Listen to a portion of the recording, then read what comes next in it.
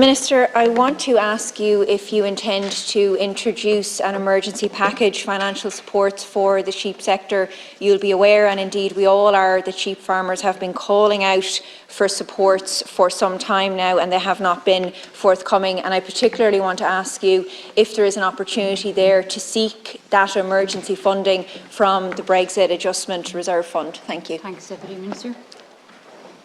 Thanks very much, Claire. And first of all, Deputy Kerrane, best wishes and congratulations on your appointment as Sinn Féin spokesperson on agriculture, food and food. And I wish you well and look forward to working with you. And like any information, obviously my department can provide at any stage. Feel free to ask, and I wish you very well indeed. I know it's one that you'll really enjoy and will be well suited to. So, and it was very good to work with Deputy Kerrane as well, and to wish him well in his new role. In relation to your question, Deputy Kerrane, as we know, a vibrant sheep sector is a really important aspect of our farming economy and a really important part of our ensuring a balanced regional economy across the country as well, and so many of our parishes and farm families depend on it.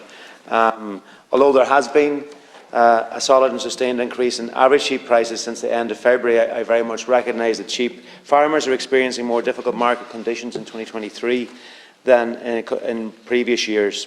Market prices, as we know, however, are a commercial matter and not something that we can directly impact or influence ourselves.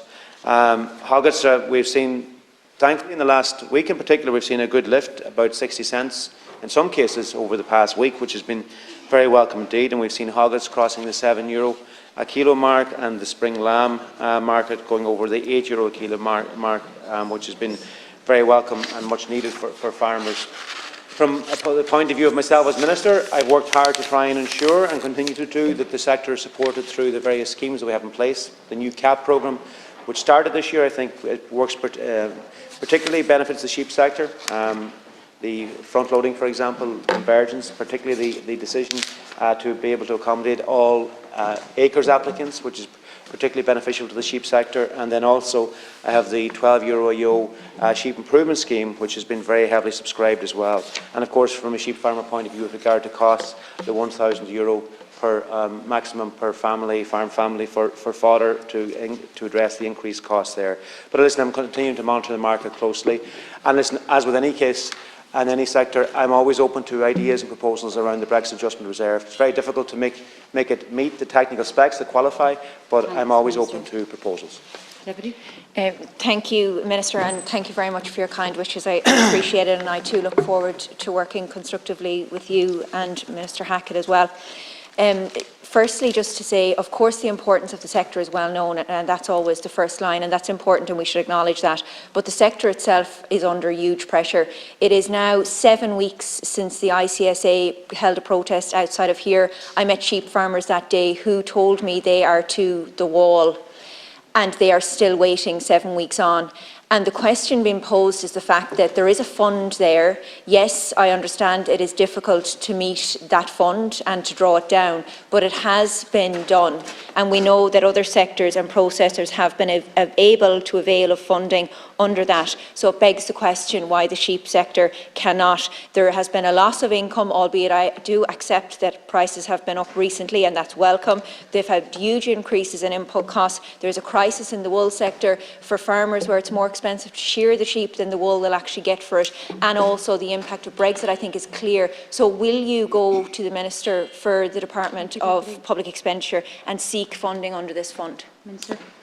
As you know, Deputy Kerrane, the Brexit Adjustment Reserve funding is a really important source, but it is very difficult to qualify, and you have to be able to show a direct correlation to what you're funding to the actual impacts of Brexit. I haven't received any proposal which would stack up in that regard. Like with all sectors of agriculture, I've asked my department and officials to consider how we could potentially draw down Brexit funding. It doesn't appear to be possible in this particular instance. Since 6 or 7 weeks ago, thankfully, we've seen a significant change in relation to the market conditions for sheep. There's no doubt that over the last winter, store finishers and weren't making money. The winter store trade can be up and down year from year. and and certainly this past year was a challenging one. We're into a better situation now where prices are stronger. Lambs are going to be finished off grass in the weeks and months ahead, and I'll continue to monitor the market situation closely while delivering in every way I can supports to underpin family farm income for sheep sectors through the CAP, through the new sheep improvement scheme, and most importantly and significantly of all, I think the fact that every sheep farmer that applied to get into acres is being accepted in, which will be worth up to €7,000 potentially per sheep farmer this year. Yes, and some of those schemes like acres are welcome and they will make some difference, but again they're more focused on environment and environment related as opposed to production. And the fact of the matter is, monitoring at this point just isn't good enough when the sheep farmers are telling you we are in crisis and the sector is in crisis. I think the clear impact of Brexit is there. If you look at the trade deals now that have been done by England with New Zealand and with Australia, they are both really big sheep producing countries and they have the potential to undermine our sheep sector here, and sheep farmers are really worried in relation to that. So just if you can, in your response, Minister, just to confirm, have you asked your department officials to look at this, or is it the case that your department and the officials have looked at it as regards the Brexit fund and it is not possible? Can you say to us categorically it's been looked at and it's not possible, or is it the case that it is to be looked at and it will be looked at? If you can just clarify that. Thank you. Thanks, Deputy Minister. No, across all sectors, not just in relation to the sheep sector, Deputy Kerrane, but in terms of the Brexit Adjustment Reserve, and indeed any other funding, and indeed annual negotiations around budget, I want to draw down and pull on every bit of funding I possibly can to support farm family income, and indeed to enhance it.